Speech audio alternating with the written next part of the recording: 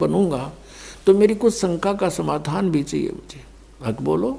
आप जी कहते हो कि श्री कृष्ण जी श्री विष्णु जी अविनाशी हैं, ब्रह्मा विष्णु महेश तीनों अजन्मा हैं, इनकी जन्म मृत्यु नहीं होती, और आप इनको सर्वेश्वर कहते हो, और आप ये भी कहते हो कि गीता जी का ज्ञान श्री कृष्ण जी ने बोला। हाँ बिल्कुल सही है, नानक जी बोले। तो आप गीता जी अध्याय नंबर 4 के श्लोक 5 और 9 में देखिए, और अध्याय 2 के 12 में, 10 के 2 में, इनमें यू गीता ज्ञानदाता कहता है मेरे तो जन्म और मृत्यु होता है, हम अविनाशी नहीं हूं। फिर आप कह रहे हो ये अविनाशी हैं। अब नानक साहब जी के पास कोई जवाब नहीं था। परमात्मा ने कहा कि आप हरे कृष्ण हरे राम सीताराम राधे श्याम ये जाप करते हो, गीता जी में ऐसा कोई मंत्र नहीं है, केवल एक ओम मंत्र है, एक ओंकार जिसको तुम बोलते हो। तो नानक साहब ने कहा कि मैं ओंकार भी जाप करता हूँ और ये भी करता हूँ। तो गीता जी अध्याय नंबर 16 के श्लोक 23 में लिखा है कि शास्त्र विधि को त्याग कर जो मनमाना आचरण करते हैं उनकी साधना व्यर्थ होती है, ना उनको कोई सुख हो, ना उनकी गति हो, ना उनको कोई सिद्धि प्राप्त हो, यूजलेस। अब नानक साहब जी डेली पाठ करा करते गीता जी का, उनको याद थे श्लोक। तो गीता जी में केवल लिखा एक ओम अक्षर है, उसके अतिरिक्त जो आप अन्य जाप करते हो वो व्यर्थ हैं। जैसे कोई एक जड़ी है और उससे लाभ होना है, उसके साथ और जड़ी मिला दी तो वो यूजलेस हो जाता, निष्क्रिय हो जाएगी, जड़ी का यूज भी नहीं होगा आपको। तो ये साधनाएं तो नहीं करनी चाहिए थी। फिर बताया कि देखो गीता ज्ञानदाता से अन्य कोई और परमात्मा है।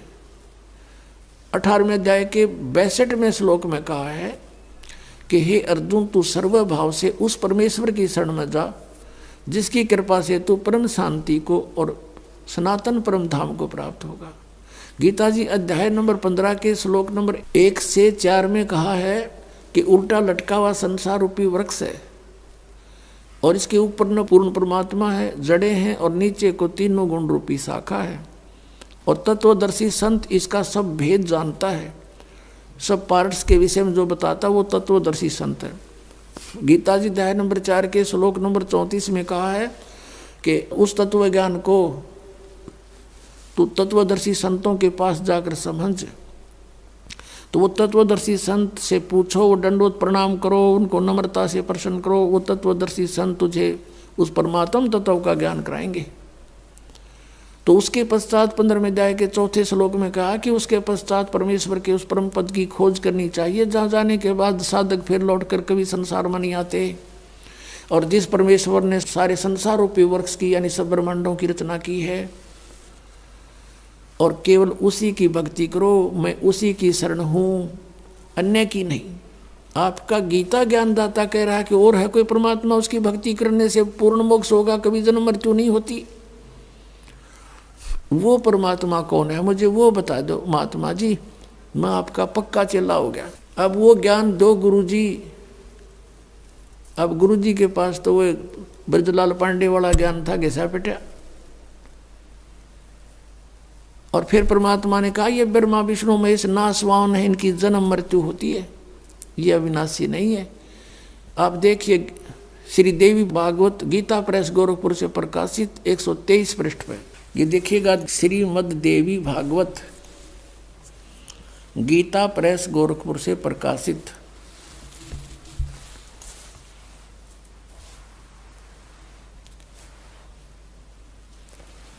संपादक हनुमान प्रसाद पोदार चिमनलाल गोस्वामी। और ये कहाँ से छपा है ये देखिएगा। प्रकाशक हैं गीता प्रेस गोरखपुर, गोविंद भवन कार्यालय कोलकाता का संस्थान। ये इनके फोन और फैक्स नंबर है। इसके 123 पृष्ठ पर आपको ले चलते हैं। 123 पृष्ठ पे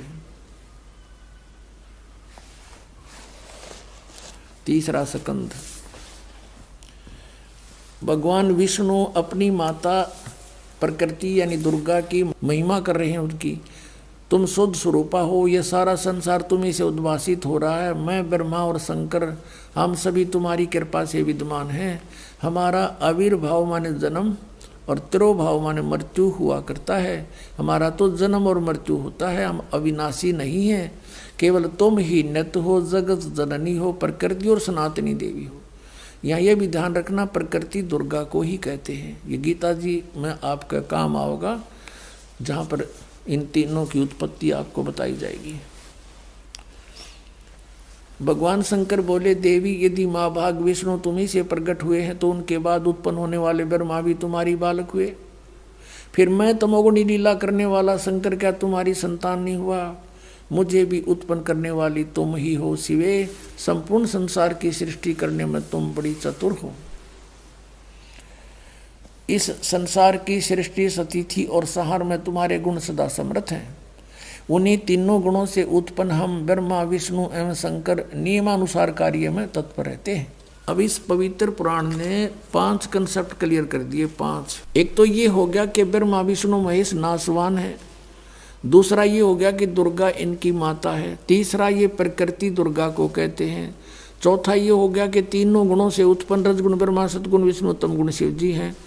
और 5वां ये हो गया कि केवल नियमित कार्य ही कर सकते हैं। जिसने जैसा वर्क डन किया है वैसा ही बुरा और भला दोनों ही देंगे। ये किसी में परिवर्तन नहीं कर सकते। केवल परिवर्तन कर सकता परम अक्षर ब्रह्म कबीर साहब, आपके पाप काट का आपको सुखी कर सकता। ओनली वन गॉड कबीर, वो कबीर साहब है। अब नानक साहब से कहा ये बातें, तो नानक साहब जी ने कहा कि नहीं, ऐसा कुछ नहीं लिखा वहाँ पर देवी पुराण में। आप झूठ बोलते हो, आप हमारे देवताओं की तौहीन करते हो, आप तो यहाँ वाद विवाद करवाने आए हो, झगड़ा करवाने आए हो। यानी जैसा भी उनको हिंदू धर्म होने के नाते आपस में ज्ञान था। अब देखा नानक जी की अरुचि, परमात्मा वहाँ से उठकर चल पड़े। कहा भक्त अक्षुब्ध ना हो, जब तक मेरी शंका का समाधान नहीं होगा मैं कैसे आपको गुरु बनाऊंगा, मेरा कैसे विश्वास दृढ़ होगा। और उठकर चल पड़े। अब अन्य जो वहाँ बैठे थे श्रोता, वो कहने लगे नानक जी से कि हे भक्त, ये कौन था?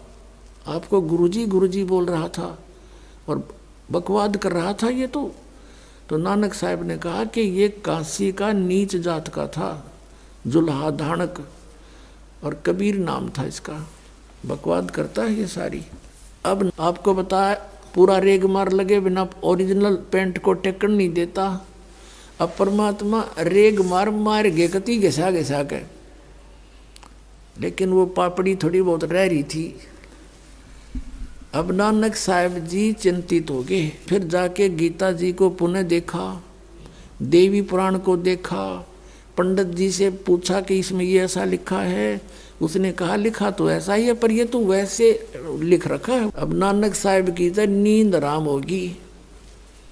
अब देख वस्तु कहाँ और खोजें कहाँ, ये तो नासवान है, इन स्पष्ट लिखा है। और ब्राह्मण खुद मान रहा है कि ये तो वैसे लिखा है, लिख रखा है वैसे होया करे। वाह भाई वाह, फिर तो सारा कुछ वैसे है। अब नानक साहब जी की दिन की चैन, रात की नींद खत्म होगी और बार बार न्यों करे, हे भगवान, हे परमात्मा, एक बार वो फिर आवे, वो एक बार फिर आवे और अब के मैं उससे ढंग से बात करूं। बहुत चिंतित हो गया कि सचमुच तो गीता में और कोई भगवान है और उसी से मोक्ष होगा। हमने कराना मोक्ष है, फिर क्या फायदा इस भक्ति करने का जब मोक्ष नहीं हुआ। ब्रह्मा विष्णु महेश स्वयं नासवान है। अब इसी चिंतन में हृदय से पुकार हुई, आत्मा रोने लगी कि ये फिर से बात बने, कभी फिर खुल के चर्चा करूं उससे, एक बार आ जाओ, मैं विवाद नहीं करूंगा। अब परमात्मा ने 6 महीने के बाद फिर दया बख्शी, जब खूब लोहा गर्म हो लिया। उसी तरह सुबह सुबह स्नान करने के लिए नानक साहब जी गए थे और स्नान करने की तैयारी में थे। उनके साथ 1-2 और भी नौकर जाते थे वो उसके उनके कपड़े लिए खड़े थे। परमात्मा वहाँ पहुँचे, कबीर साहब जी उसी जिंदा रूप में।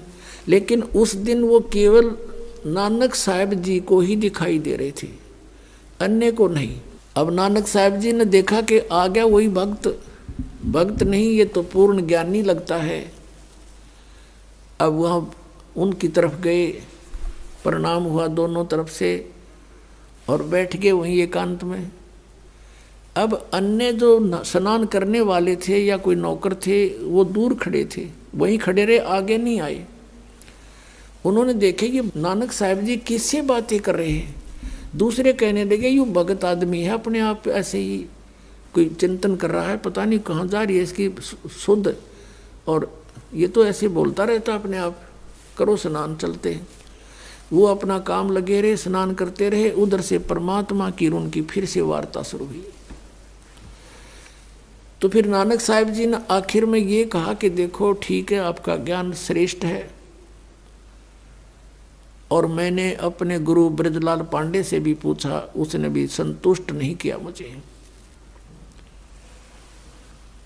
लेकिन मैं आपकी एक परीक्षा लेना चाहूँगा, फिर मैं आपकी बात स्वीकार करूँगा। क्या परीक्षा लोगे? कि मैं इस दरिया में छलांग लगाऊंगा, मुझे खोज देना। अब नानक साहब जी ने जो ही जाकर के दरिया में छलांग लगाया, नहाने की तैयारी में था ही, छलांग लगाई तो बाहर नहीं आए।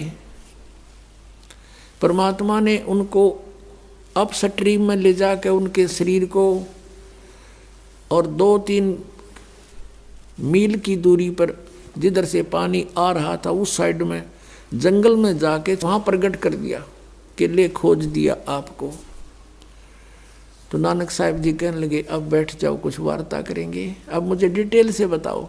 तो परमात्मा ने सृष्टि रचना सुनाई।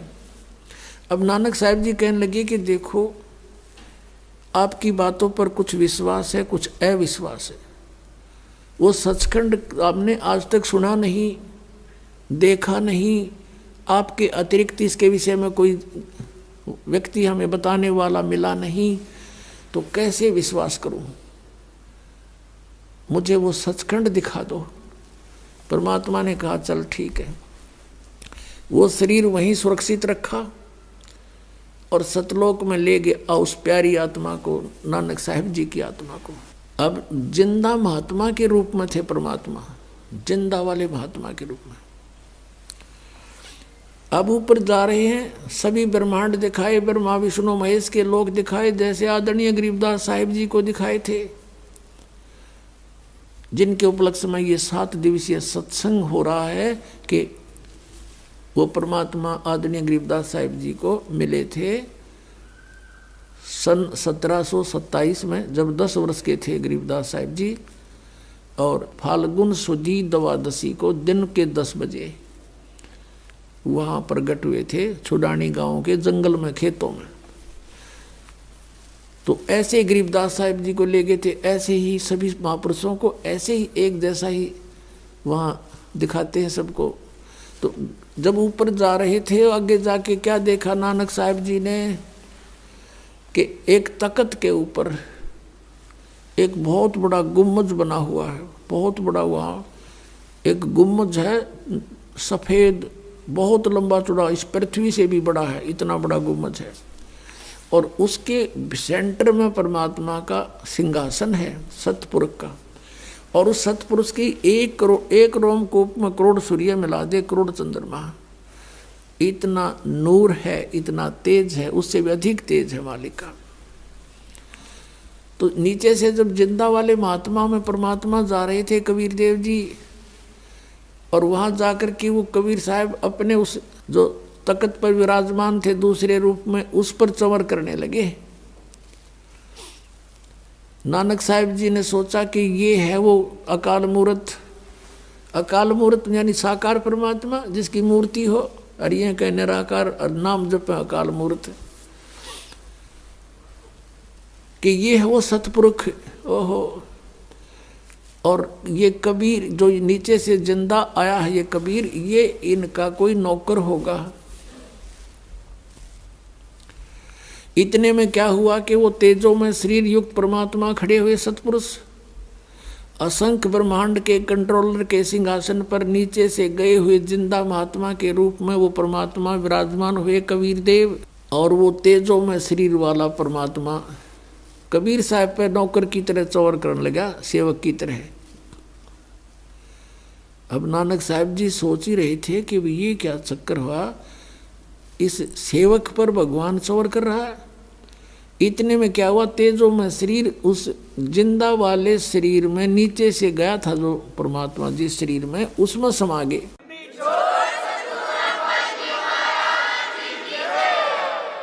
वो असंख्य ब्रह्मांड के कंट्रोलर के सिंहासन पर तख्त पर अकेले कबीर देव जी, कबीर साहब जिंदा महात्मा वाले रूप में विराजमान है। चौर अपने आप घूम रहा ऊपर ऑटोमेटिक।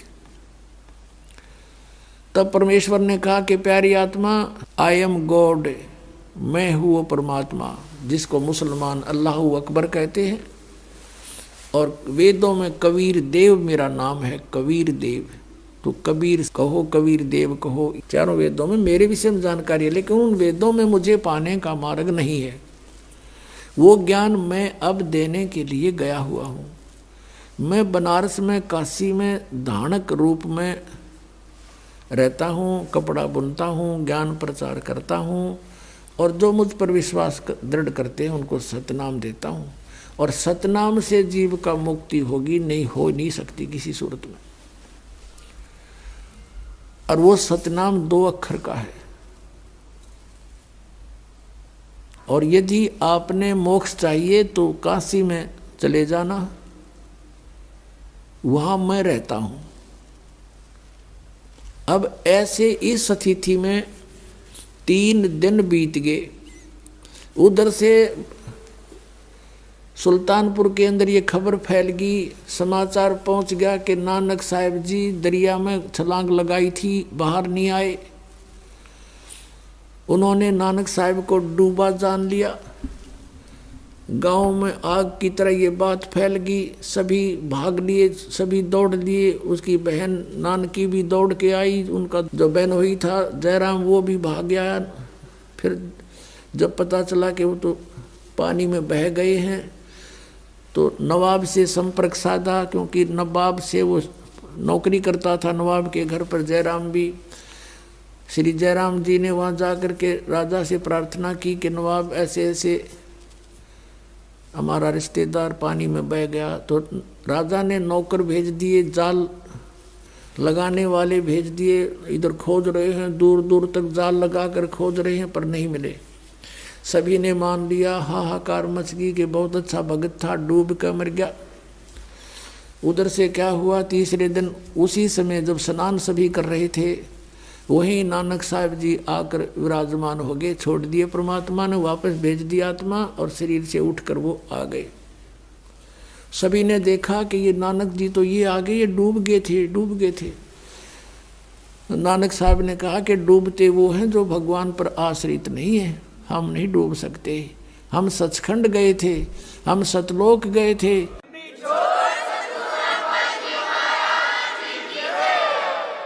और उस दिन के बाद उनका चेहरा बदला हुआ था, संसार में रुचि नहीं रही, घर पे आ गए। बहुत कुछ कहने के बाद वो नौकरी पर चले गए। वहाँ जाकर के क्या किया, जो भी कोई आया गिनने लगे, 1 2 3 13 से आगे भूल गए।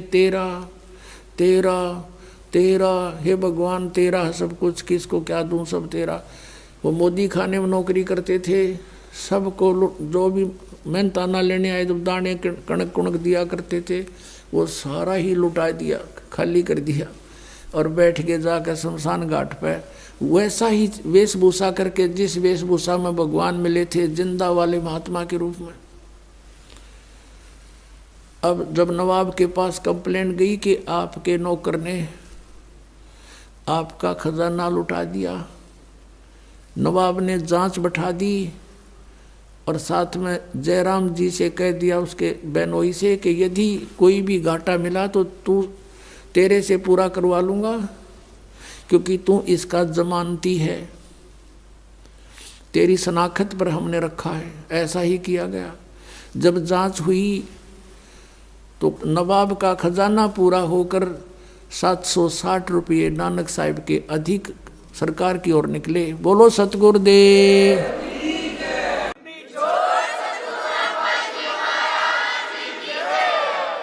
अब नवाब ने अपनी गलती का एहसास हुआ, नानक साहिब जी को प्रार्थना करके वापस बुलवाया और कहा आप अपनी नौकरी करो और ये 760 रुपये आपके हमारी तरफ हैं, आप ले लीजिए।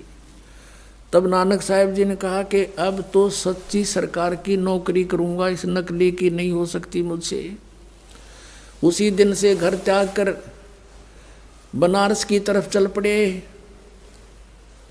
कि सतनाम मिले बिना बात बने नहीं, और वाहे गुरु और सतनाम, वाहे गुरु सतनाम के सतनाम मिले, और इस तत्व ज्ञान का प्रचार करने वाला वाहे गुरु यानी वो गुरु मिले। अपने आत्मा आदरणीय गरीबदास साहिब जी ने नानक साहिब जी के बारे में अपनी अमर वाणी में बताया है, क्योंकि आदरणीय गरीबदास साहिब जी की दिव्य दृष्टि परमात्मा ने खोल दी थी और लाखों वर्ष पहले की घटनाएं और बाद की बहुत सी भविष्य की सब कुछ उन्होंने बोला।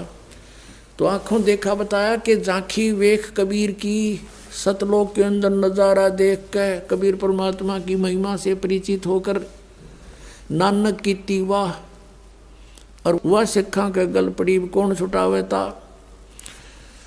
अब नानक साहिब जी ने तो वहाँ देखा था सचखंड में, वाहे गुरु हो ये नीचे से जो गए थे महात्मा, ये है सचमुच, यही अकाल मूर्त, यही सतपुरुष, वाहे गुरु और सतनाम बिना मोक्ष नहीं हो सकता। हम ये नाम भी गलत जाप कर रहे हैं। अब झांकी वेख कबीर की, जैसे आप 26 जनवरी के ऊपर देखते उपलक्ष्य में, जैसे राजस्थान की झांकी, राजस्थान के अंदर जो भी महत्वपूर्ण वो कोई भी वस्तु है या कोई तीर्थ है, उनके मॉडल बना करके एक ट्रैक्टर की या ट्राली में रख लेते हैं और सबको प्रदर्शन करने के लिए दिखाते चलते हैं। फिर हरियाणा प्रदेश वाले अपनी और पंजाब वाले अपनी, तो वहाँ बोलते हैं कि देखो अब राजस्थान की झांकी जा रही है, यानी वहाँ का दृश्य, और अब पंजाब की झांकी, अब हरियाणा प्रांत की झांकी, तो कहते हैं वो झांकी वेख कबीर की, सतलोक में परमात्मा का नज़ारा देख के नानक की तीवा और वह सिखा के गल पड़ी कौन छुटावे था। कि ये सिख भाई तो वाहे गुरु करने लगे भी न, कौन समझावे कि कौन मिला था उनको। ये मानते भी कोई नहीं कि नानक साहब को कबीर साहब गुरु मिले होंगे, ये कहते उनका कोई गुरु नहीं था। नानक साहब ने सैकड़ों प्रमाण दिया कि मुझे गुरु जी मिले, दीक्षा दीनी, आँखों देखा उनको, गुरु जी को और परमात्मा को साकार बताया है, नर आकार बताया है। अब गुरु ग्रंथ साहिब में दोनों प्रकार की वाणी है। उनकी पहले की भी वाणी है, परमात्मा की प्राप्ति से पहले और बाद की भी है। वो लिखते रहा करते थे अपने पहले भी, क्योंकि परमात्मा से जुड़ा हुआ व्यक्ति कुछ ना कुछ उसके विषय में चिंतन करता ही रहता है। अब सुल्तानपुर से चल पड़े, कहाँ को चले? बनारस की तरफ। पहली उदासी उनकी यात्रा, उदासी माने वैसे तो उदासी का अर्थ होता है कति उन्मुन होके, संसार से मन हटा के उदास होके और परमात्मा की खोज पृथ्वी पर करने के लिए चल पड़े, उसको उदासी कहते हैं। कहते प्रथम उदासी वाराणसी की थी। अब रास्ते में वो ये पहचान करने के लिए कि हो सकता है वो कहीं और भी इस ज्ञान का कोई परिचित हो, तो जहाँ पर भी रास्ते में कोई साधु संत का कोई डेरा देखा वहाँ पहुँच गए। नानक साहिब जी प्रस्थान तो कर ही रहे थे बनारस की तरफ। उन्होंने फिर क्या किया, 7 श्लोक सेलेक्ट कर लिए गीता जी के। वो शपथ श्लोक की गीता कहने लगे कि इनका उत्तर दे दो, इसमें सारी गीता का निष्कर्ष है। जैसे ऊर्ध्व मूलम अधः शाखम, ये मूल परमात्मा कौन है, 18वें अध्याय के 62वें श्लोक में कहा कि उस परमेश्वर की शरण में जा, वो परमेश्वर कौन है। तत्वदर्शी संत की क्या पहचान होती है, ओम तत्सत का भेद बताओ। इस तरह के प्रश्न उन्होंने 7 श्लोक सिलेक्ट कर दिए गीता के। वो शपथ श्लोक की गीता कहने लगे कि इसमें सब निष्कर्ष आ जाता है गीता जी का। 18वें अध्याय के 66वें श्लोक में वर्जमाने जाना होता है, तुम आना बताते हो, वो किसकी शरण में जाने को कहा है। इस तरह के वो प्रश्न उन्होंने किए, कहीं उत्तर नहीं मिला। फिर उन्होंने देखा, उनको विश्वास नहीं था कि भगवान ऋग्जुलाहा धारक के रूप में भी काम करता होगा, लेकिन चल पड़े थे कि देख तो लेता हूँ। और वो बता रहे थे कि मैंने स्वामी रामानंद जी से दीक्षा ले रखी है, कबीर साहब ने कहा था चर्चा के दौरान।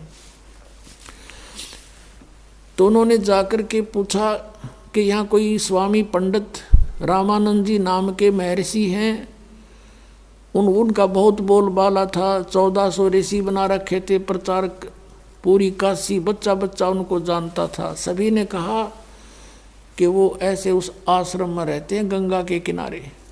तो वहाँ पहुँच गए आदरणीय नानक साहिब जी,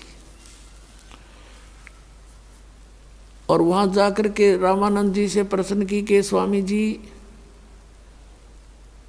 मैं गीता जी के कुछ प्रश्न करना चाहता हूँ। जब वो प्रश्न उन्होंने किए, अब रामानंद जी ने कहा कि देखो, ये प्रश्न मुझे पहले नहीं आते थे, अब मुझे इनका ज्ञान हो गया। कैसे हो गया कि मुझे परमात्मा मिले, यहाँ आए हुए हैं वो भगवान, और उन्होंने मुझे कुछ ऐसे वचन में बांध दिया। वो कहते हैं मुझे गुरु, लेकिन हैं वो जगत गुरु। अब मैं उनको शिष्य कहूँ तो मुझे लज्जा आती है, लेकिन वो जगत गुरु हैं, परमेश्वर आए हुए हैं। उनका कबीर नाम है।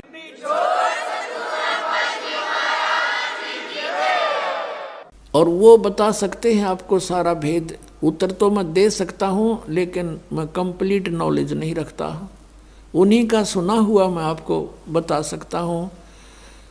आप उनसे पूछो तो और अच्छा रहे। अब नानक साहिब जी की तो खुशी का ठिकाना नहीं रहा कि सचमुच इस ज्ञान के देने वाला यहाँ है। हाँ जी है, तो मुझे उनसे मिला दो। रामानंद जी ने एक सेवक भेज दिया कि जाओ परमात्मा से के दर्शन करा दो। पंजाब से भक्त आए हैं, पंजाबी। अब कबीर साहब अनजानी जान थे, बैठ गए खड्डी में, कान लग रही एक प्यारी आत्मा, घायल हो चुकी है वो। अब वहाँ बैठे बैठे कपड़ा बुन रहे हैं, और जिस रूप में वहाँ मिले थे वही रूप सतलोक में मिले थे, वही रूप में बैठे और कपड़ा बुन रहे हैं, धानक का काम कर रहे हैं, जुलाहे का। तब नानक साहब ने कहा था, ओ हो फाई सूरत मुलुक की वेश, ए ठगवाड़ा ठगी देश, खरा सियाणा बहुता बार ये धानक रूप रहा करतार। ओहो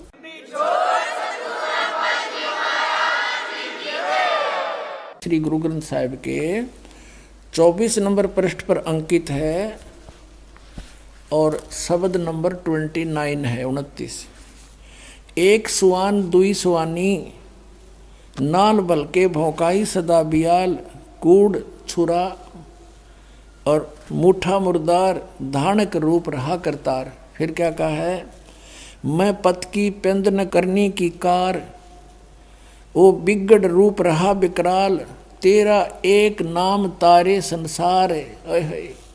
तेरा एक नाम तारे संसार, मैं ए हो आस ए हो आधार, मुख निंदा आख्या दिन रात, और परघर जो ही नीच मनात, काम क्रोध तन वसे चंडाल, ये धानक रूप रहा करतार।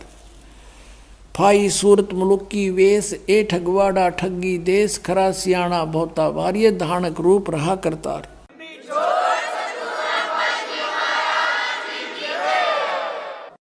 अपने आत्मा फिर 721 पृष्ठ पे लिखा है, परमात्मा से परिचित होने के बाद नानक साहब ने फिर उनकी महिमा गाई है कि एक अर्ज गुप्तम पेश तो दर कून करतार। कौन करतार माने हे शब्द स्वरूपी राम अविनाशी परमात्मा। करतार माने सारी सृष्टि के रचनहार। हक्का कबीर माने सत कबीर। करीम तू, करीम माने दयालु। और बे ए परवरदिगार, ये पूरा बड़ा शब्द है, इसको आप पढ़ सकते हो। और ये हमने आध्यात्मिक ज्ञान गंगा में भी लिखा हुआ है। अपने आत्माओं, गरीबदास साहिब जी ने कहा था, हम सुल्तानी नानक तारे दादू को उपदेश दिया, जात जुलाहा भेद न पाया, ये काशी माहे कबीर हुआ। झांकी वेख कबीर की नानक की तीवा, वह सिखों के गल पड़ी इब कौन छुटावे ता। अपने आत्माओं, क्या होता है कि परमात्मा ने इस प्यारी आत्मा से कहा, जब वो कहने लगे कि ए लोगों, वहाँ आसपास जुलाहा कॉलोनी के व्यक्ति इकट्ठे हो गए, स्त्री पुरुष बच्चे बालक वृद्ध, और नानक साहब कहने लगे ये भगवान बैठे, ए रब बैठा, ए सारी सृष्टि का रचनहार बैठा, देख लो ये भगवान है। अब वो कॉलोनी वाले हंसे कि ये पंजाबी कहाँ से आकर पागल हो गया, नीरू के पुत्र को भगवान बताता है। सब हंसकर चले गए कि इसके पास जो आता वो ऐसा ही बोलता है, पता नहीं क्या पिला देता है। अब वो सब चले गए, जब रह गए दोनों, तो परमात्मा ने कहा, प्यारी आत्मा, तुम्हारे लिए भटक रहा हूँ मैं। नानक साहब ने कहा, जी अब तो कोई गुंजाइश रही नहीं अगर मगर की, मैं देख चुका हूँ आपको, असंग ब्रह्मांड का स्वामी कहाँ बैठा है। परमात्मा ने कहा, बच्चों मैं तुम्हारे लिए भटक रहा हूँ। नानक साहब की आंखों में आंसू आ गए कि सचमुच आप जो कह रहे सारी सत्य है। और नानक साहब जी ने कहा, मुझे वो सतनाम दे दो, दया कर दो मुझ पर। वो तो अंतर्यामी थे, जानते थे कि अब इसको पूरी कसक हो चुकी है। तो मालिक ने कहा कि एक प्रतिज्ञा कर ले, ये किसी को बताएगा नहीं, तुझे नाम दे दूंगा। नानक साहब ने कहा कि तौबा, मेरी जिक्र भी नहीं करूंगा, आगे उपदेश दूंगा नहीं किसी को। तब परमात्मा ने उनको सतनाम दिया, 2 अक्षर का। एक ओम है, एक तत् सांकेतिक। अब धर्मदास जी को नाम दिया कबीर परमेश्वर जी ने, उससे भी प्रतिज्ञा दिवाली थी। धर्मदास तो मोरी लाख दुहाई, ये मूल ज्ञान कहीं बाहर ना जाई। इस मूल ज्ञान के अंदर ये सारा प्रोसीजर आ जाता है, ये दोनों मंत्र और सार नाम। फिर स्पेशल कहा कि धर्मदास मोरी लाख दुहाई, ये सार नाम की तबार ना जाई।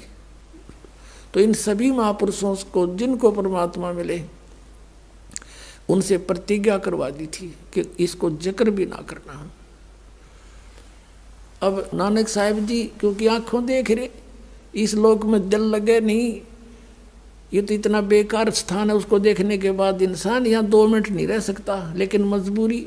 तो परमात्मा ने कहा, आप भक्ति करो और सचखंड जाओगे, गारंटी है, मैं तुम्हारे साथ हूँ, भक्ति करते रहो, लेकिन मेरा अभी भेद ना खोलो, तुम्हारी कोई मानेगा नहीं। तो उन्होंने वहाँ से चले गए और जगह जगह प्रचार किया, सतपुरुष सतलोक का वाणी बोली, लोगों को समझाया। 12 वर्ष तक पूरे भारतवर्ष में घूम घूम कर सबको, हिंदू मुसलमानों को समझाने की चेष्टा की। और परमात्मा से मिलने के बाद उनमें कुछ सिद्धियाँ भी आ गई थी। ऐसा स्वाभाविक गुण है, जैसे चुंबक के साथ लोहा कुछ समय रह जाए तो वो भी अस्थायी चुंबक बन जाता है। तो फिर क्या हुआ, जब 12 वर्ष तक सब जगह घूम लिया, कोई माने नहीं, विरोध करें। यहाँ तक लिखा है उनके इतिहास में, गुरु नानक देव जी की जीवनी में, कि उनके पूज्य पिताजी भी विरोधी हो गए थे उन पांडवों के कहने से कि आपका पुत्र ब्रह्मा विष्णु महेश को नासवान बताता है, ये के पैदा हो गया तेरे। पिता पुत्र का भी बहुत विरोध हो गया था, लेकिन वो तो दृढ़ भगत थे। वो किसकी माने आंखों देख रहे, और कहें देखा देखी, हम कहें आंखों देखी।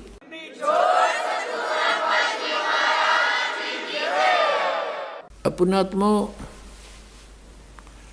12 वर्ष तक जब वो घूमते रहे, कुछ एक न माना, कुछ एक न नहीं माना, तब परमात्मा ने उसको संदेश दिया कि आप प्यारी आत्मा अपनी मोक्ष प्राप्ति के लिए प्रयत्न करो, समय थोड़ा है आपका, अब भक्ति करो, बैठ जाओ अपने एक स्थान पर, रहो अपने आराम से।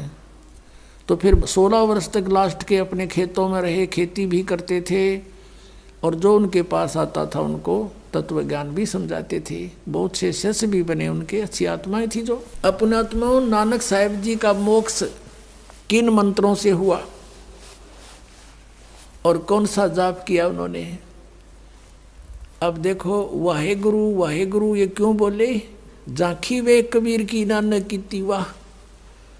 अब वाहे गुरु सतनाम, इस सतनाम से मोक्ष होगा, सचखंड प्राप्त होगा, जहाँ जाने के बाद फिर कभी मृत्यु नहीं होगी। इतनी खुशी समागी दिल में। और वाहे गुरु देखो, जो अच्छी आत्माएं होती हैं, जो अनमोल ज्ञान आपको ये दास प्रदान कर रहा है परमात्मा का दिया हुआ, ये कोई ऐसा वैसा नहीं है। और आपने इसकी कीमत की का ज्ञान को नहीं, उनको वो कीमत की महत्व समझते थे इस मंत्र का। और आपको जिनको तीनों मिल लिए उनको भी इतनी खुशी नहीं होती जितनी उस महापुरुष को एक सतनाम प्राप्त होने से ही होगी थी। तो वो एक महान आत्मा होती है, वो एक कृतज्ञ होते हैं, वो होती हैं। वो कहते हैं बड़े बड़ाई करा करें गाड़ी काटे ओछा, वो बड़े बड़ाई करनी, हम बड़े पुरुष थे, वो महान आत्मा थी। और खुला नहीं समाया कोई हो, पता नहीं क्या धन मिल गया मुझे, इतनी खुशी जहाँ जहाँ वाहे गुरु, यानी वो भूला नहीं जाता रहा। तो ये होती है अच्छी आत्माएं। अब क्या हुआ,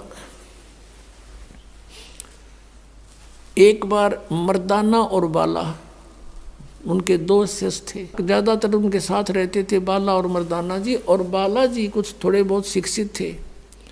उन्होंने जो भी घटनाएं गुरुदेव के साथ रहते हुए बीती, किन किन से मिले, क्या क्या क्रियाएं वो करते थे, वो सब लिपिबद्ध कर गए, लिखे उन्होंने या बताए किसी को, वो लिख लिए गए। तो उनकी एक बनी हुई है नानक साहिब की जन्म साखी। तो उस जन्म साखी के अंदर आपको दिखाते हैं कब नानक साहिब जी कौन सा जाप करते थे। वो सतनाम के है 2 अक्षर का। और ये राधा स्वामी, धन धन सतगुरु, जय गुरुदेव, और ये दूसरे जो ताराचंद वाले, धनोद वाले और व्यास वाले, आगरा वाले, ये 5 नाम जाप करते हैं जो 5 काल के। और बात करें सचखंड सतलोक की जाने की, ये तो टिकट बनवा रहे हैं नाइजीरिया की। और बात करें हम भारत आवांगे। अब आपको दिखाते हैं, ये है जन्म साखी भाई बाले वाली, सब तो वड्डी भाई बाले वाली जन्म साखी। Doctor Jawahar Singh, Kirpal Singh and company. ये पंजाबी यानी गुरमुखी लिपि में है। ये है ई जन्म साखी, अज तक छप चुकिया नालों वड्डी है, सब तो वड्डी ते पुरातन यानी पुरानी है। भाई बाले वाली जन्म साखी श्री गुरु नानक देव जी दी, पंजे साहिब दी साखी ते 10 पातशाह दे जीवन समेत मुकम्मल साखियां हन। प्रकाशक है जवाहर सिंह, कृपाल सिंह एंड कंपनी। कहाँ से मिलती है? पुस्तकां वाले गली नंबर 8, बाग रामानंद, अमृतसर में। आइए अब हम उन श्रद्धालुओं के अनुभव जानते हैं जो जगत गुरु तत्वदर्शी संत रामपाल जी महाराज जी से दीक्षा प्राप्त कर चुके हैं तथा उनके द्वारा बताए गए भक्ति मार्ग पर चल रहे हैं। नमस्कार जी। सत सर जी। सर क्या नाम है आपका? जितेंद्र दास। जितेंद्र जी कहाँ के रहने वाले हैं आप? दास यूपी का रहने वाला है जी। जितेंद्र जी संत रामपाल जी महाराज से नाम दीक्षा कब ली? फरवरी 2, 2014 को। तो संत रामपाल जी महाराज से नाम दीक्षा लेने से पहले क्या आप कोई भक्ति साधना भी करते थे? नाम दीक्षा लेने से पहले जी वही जो परिवार में, मैं ऐसे परिवार से आता हूँ जहाँ भूत प्रेतों की पूजा होती थी। अब देवी देवता कह के उनको पूजते थे। मतलब जैसे मेरी दादी थी, वो ओझा तांत्रिक जैसा काम करती थी खुद भी, तो जैसा वो बताती थी वैसा ही करते थे। वो मानती भी सबको थी, लेकिन भूत प्रेतों की पूजा, बलि वली चढ़ाना, ये सब उनकी क्रिया में शामिल था। तो सर जो भक्ति साधनाएं आप कर रहे थे आपके पूर्वजों के अनुसार, उन सब से आपको क्या क्या लाभ हुए? लाभ तो क्या बताएं जी, हानि बहुत ज़्यादा हो रही थी और हम उनसे खुश भी नहीं थे उन साधनाओं से। लेकिन मेरी जो दादी हैं वो खुद ही तांत्रिक, तो वो ऐसा गाइड करती थी कि भाई ऐसा ऐसा करना है तभी आपको फल मिलेगा, और जो इससे ऊपर का मतलब कोई ज्ञान हमें था नहीं। तो वो जैसा कहती थी, जैसे कि बलि चढ़ाना है या और भी कुछ कहती थी कि भाई आपको ये तकलीफ हो गई तो ये कर दो, बकरा ले आओ, ये सब चीज़ें मतलब करवाती थी। और हम करके राजी तो नहीं थे, लेकिन जब तकलीफ होती थी तो वो ऐसा बोलती थी कि ऐसा करो तो हो जाएगा। लेकिन ऐसा करते करते भी हमें लाभ नहीं, हानि होती जाती थी। भूत प्रेत की बाधा रहती थी। मेरी जब शादी हुई थी तो उनको, मेरी घरवाली को, उनको भूत की प्रेत की बाधा जो है शादी के तुरंत बाद ही स्टार्ट हो गई थी। तो दिखाना सुराना चालू हो गया, इधर से भी मायको वालों की तरफ से उनके दिखाना, इधर से भी दिखाना। हमारी शादी को 7 साल तक भी कोई बच्चा नहीं हुआ। मेरी दादी बोलती थी कि भाई मैं जैसे कहूँ ऐसा करो, तब तो हो सकता है, नहीं तो इसके कभी बच्चा नहीं होगा। भूत प्रेत की जैसी भी उनको बाधा लग रही थी। तो हमने कहा भाई बली बुली अब हमारे बस की रही नहीं, और इस चक्कर में हमने बहुत ज़्यादा दिखाया। मतलब इधर हम, क्या है कि मैं यूपी से हूँ लेकिन रहता यहाँ इधर हिसार हरियाणा में ज़्यादा हूँ। तो इधर पलवल वलवल की साइड में एक काली की पुजारन थी, उन्होंने कहा था कि भाई हम बिल्कुल जड़ से ठीक कर देंगे। तो उनके पास गए, उन्होंने कुछ पैसा को बोला था कि भाई इतने रुपये में आपको ठीक कर देंगे, हमेशा हमेशा के लिए हटा देंगे, ये तकलीफ रहेगी नहीं आपके पास। तो हमने क्या किया कि हाँ भर ली और चले गए। जब वहाँ जाके उन्होंने देखा, कुछ दिन किया, और हमें कई देवी स्थानों पे ले गए पूजा पाठ करवाने, सब जगह हो आके बाद वो घर पे आई, बोली दिखाती हूँ मैं, आज आ जाओ। एक कागज़ पे कुछ किया, उन्होंने दिखाया, तो कोई चुड़ैल सा जैसा हुआ, उसमें बना हुआ था, मेरे को कम दिखाई, वो देख रही थी भक्तमती, बोले हाँ दिख रहा है। तो बोले ये जो है यही तुम्हें तंग कर रही है। तो मैं कहा जी इसका इलाज बताओ, आप तो बोल रहे थे। बोला इसका इलाज मेरे बस में नहीं, ना ही हो सकता, इसकी तुम्हें पूजा करनी पड़ेगी, ये किसी से हटेगी नहीं। इसमें मुसलमानी इलम वगैरह बता रही थी वो। मेरे को नशा की लत भी लग गई थी, बीड़ी की लत बहुत ज़्यादा थी। वैसे नशा सभी प्रकार की करता था मैं, जो भी मेरे रेंज में आया करती, लेकिन बीड़ी की बहुत ज़्यादा खतरनाक लगी हुई थी मेरे को। यहाँ तक कि इतनी भयानक एलर्जी हो गई थी इससे कि मेरा खांसते खांसते पूरा ये सिर में दर्द हो जाता था और आंखों से पानी बहता था, नाक से पानी बहता था।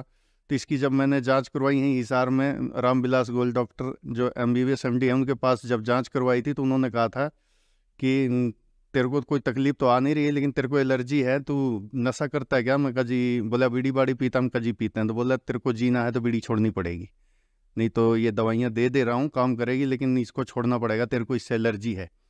तो वो बीड़ी मेरे से छूट नहीं पाती थी जी। मैं बीड़ी को तोड़ के गुस्से में फेंक देता था और फिर उन्हीं को उठा के जोड़ जोड़ के पीता था। तो इस कारण से बहुत परेशान हो गया था मैं, मतलब। और उधर भूत प्रेत की बाधा जो वाइफ को थी मेरे, उनसे भी परेशान था। तो हम कभी ऐसे सोचते थे कि भाई इससे अच्छा तो आत्महत्या कर लें, कोई आदमी हो तो उससे लड़ भिड़ लें, कुछ बोल लें, इन भूतों से कौन लड़ाई करे। और उस साधना से बहुत परेशान था और आर्थिक तंगी से भी बहुत ज़्यादा जूझ रहा था। तो सर आप बता रहे हैं कि जो पहले आप भक्ति साधना करते थे उनसे आपकी पत्नी में भूत प्रेत की बाधा थी, वो कई साल तक आपको दुखी करती रही, आपके परिवार में संतान की प्राप्ति भी नहीं हुई, और साथ ही साथ आप नशा करते थे, आर्थिक तंगी से भी जूझ रहे थे। तो फिर संत रामपाल जी की जानकारी आपको कैसे हुई? संत रामपाल जी की जानकारी, हम चौधरीवास गांव में रहते थे, तो वहाँ पर एक भगत जी हैं जो मोबाइल की दुकान रखते हैं। तो उनकी दुकान पे मैं बहुत पहले जब पीड़ित था तब भी जाया करता था, लेकिन ये गुरु जी का सत्संग चलता था तो मैं सोचा ये कैसे महाराज हैं जो मतलब उसमें बता रहे हैं, लेकिन मेरी पूछने की हिम्मत नहीं पड़ती थी कि भाई ऐसे बोल दूं इनको। तो क्या है कि मेरे पिताजी उसके पास रिचार्ज करवाने गए थे मोबाइल का, तो 10-1 रुपया का कुछ उनके पास वो था, उन्होंने ज्ञान गंगा पुस्तक दे दी, बोले इसको पढ़ लेना। तो बोले मेरे पिताजी बोले कि भाई मैं पढ़ा लिखा नहीं हूँ। तो उन्होंने कहा कि भाई कोई घर में पढ़ा लिखा हो उसको दे देना, पढ़ लेंगे, अगर ना पसंद आए तो आप मेरे दे जाना और 10 रुपये ले जाना। तो वो पुस्तक ले आए और उन्होंने वो पुस्तक मेरे को दे दी। तो मैं परमात्मा की तलाश में शुरू से ही था। मैं ये नहीं समझ पा रहा था, बचपन से ही मेरे को ये थी कि भाई कोई कहता है विष्णु जी बड़े हैं, कोई कहता है शिव जी बड़े हैं, कोई कहता है दुर्गा माता जी बड़ी हैं। तो ये मेरे मन में शुरू से कन्फ्यूजन रहा है कि कोई ये तो बताए कि भाई एक परमात्मा जो सबकी पावर रखता हो, सबको उत्पत्ति करता है, वो है कौन। तो इस चीज़ की तलाश मेरे को शुरू से ही थी कि मन में ये रहता था कि भाई अब शिव जी की हिस्ट्री को पढ़ते हैं तो वहाँ पर विष्णु जी बढ़िया साबित हो जाते थे, और विष्णु जी की सुनते हैं तो वहाँ शिव जी को बढ़िया बता दिया जाता था, उसमें कहीं शिव जी ने भी किया है। तो इस तरीके से मैं कंफ्यूज रहता था कि भाई कौन सा जो भगवान है जो सबका ही उत्पत्ति करता है और वो ही अपने दुख दूर कर देता है। इस चक्कर में मैंने बहुत से मतलब पुस्तकें जो भी मिल जाती थी, शिव पुराण या कुछ भी, तो पढ़ता था। तो वो ज्ञान गंगा मिली तो मैंने वो भी पढ़ ली शुरू कर दी। उस टाइम दास सब भूत प्रेत जो था ना, सब हार के वो जवाब सुन लिया था उनका कि भाई इसको पूजना पड़ेगा। तो मैंने अपने मनमुखी शिव जी की साधना शुरू करी थी। तो शिव जी की साधना शुरू कर रखी थी। उस टाइम जो वो पुस्तक पढ़ी मैंने तो उसमें बता रखा था जी कि ब्रह्मा विष्णु महेश जी तीनों देवता नासवान हैं और कबीर जी भगवान हैं। तो मेरे को थोड़ा सा झटका लगा और मैंने वो पुस्तक रख दी। मैं कहा ये तो वही हो गया जो जिसकी पूजा करते हैं उसी को भगवान बताने लगते हैं। तो मैं पुस्तक पढ़ने का बहुत इच्छुक था। तो 10 दिन बीतने के बाद प्रेरणा करी परमात्मा ने।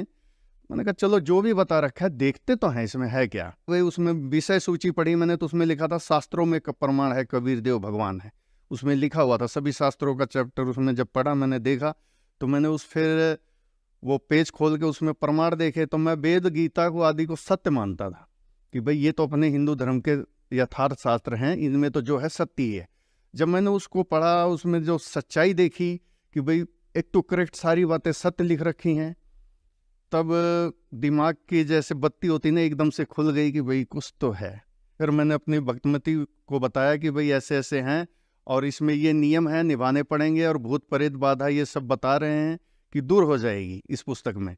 तो उन्होंने कहा कि भाई मरने से अच्छा है अगर ये सही हो जाता है तो चलते हैं। तो हम गए बरवाला, संत रामपाल जी महाराज की दया से हमने नाम दीक्षा ली। तो सर आपने बताया कि आप काफ़ी परेशानियों से जूझ रहे थे और फिर आपके पिताजी को ज्ञान गंगा मिली और उस ज्ञान गंगा को जब आपने पढ़ा तो आपके कुछ क्वेश्चंस के आंसर मिले और उसके बाद फिर आपने संत रामपाल जी महाराज से सतलोक आश्रम बरवाला में नाम दीक्षा ले ली। तो संत रामपाल जी महाराज से नाम दीक्षा लेने के बाद क्या आपको भी कोई लाभ प्राप्त हुए? क्योंकि अनेकों श्रद्धालुओं से हम ये सुनते हैं कि संत रामपाल जी से जुड़ने के बाद उन्हें हर तरह से कोई ना कोई लाभ जरूर प्राप्त होता है। पहले तो मालिक की दया से, संत रामपाल जी महाराज की दया से वो भूत प्रेत बाधा कुछ ही दिनों में बिल्कुल समाप्त हो गई। और उसके बाद फिर दास तो इस उद्देश्य से नहीं गया था कि मेरी नशा छूट जाएगी, मेरे को पता था इसमें नशा का वो है। तो मैंने कहा ले लेंगे नाम, लेकिन तू तो कोई नशा नहीं करती, तू निभा जा, तू ठीक रहे तो ठीक है, 2-3 दिन जैसा है मैं भी झेलूंगा, देखूंगा हो जाएगा तो ठीक है।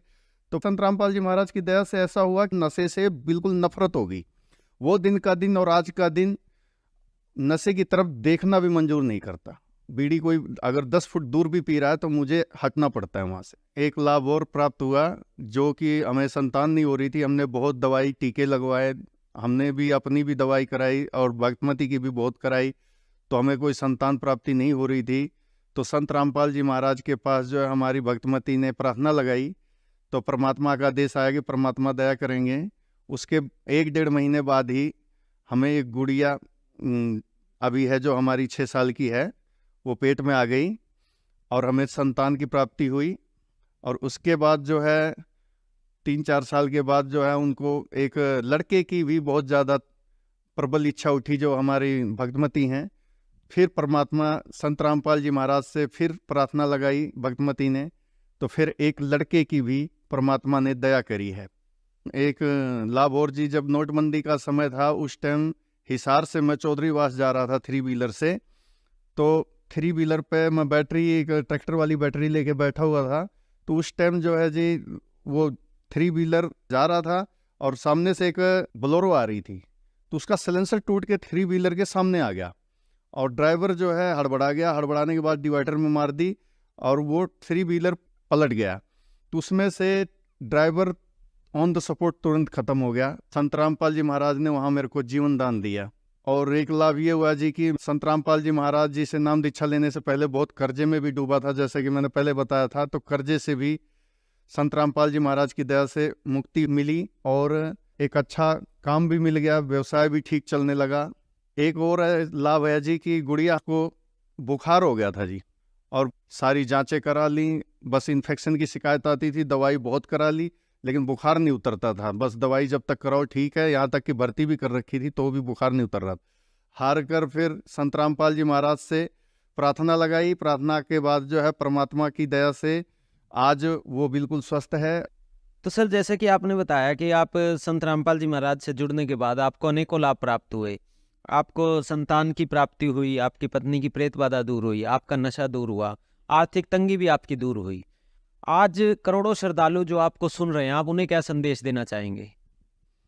संदेश तो जी परमात्मा स्वरूप संत रामपाल जी महाराज आए हैं देने के लिए, हम तो दास हैं उनके। हम तो आपसे प्रार्थना कर सकते हैं, रिक्वेस्ट कर सकते हैं कि एक बार आप इनका ज्ञान सुने। सभी शास्त्रों से प्रमाणित ज्ञान है। ज्ञान गंगा पुस्तक पढ़ें, संत रामपाल जी से ज्ञान समझकर नाम दीक्षा लें और अपना कल्याण करवाएं। सर, संत रामपाल जी महाराज से नाम दीक्षा कैसे ले सकते हैं?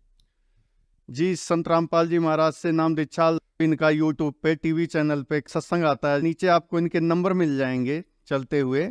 उन नंबरों पे फ़ोन करके नज़दीकी नामदान केंद्र का पता करें और वहाँ से नाम दीक्षा ले सकते हैं निःशुल्क। धन्यवाद सर। सत साहब जी।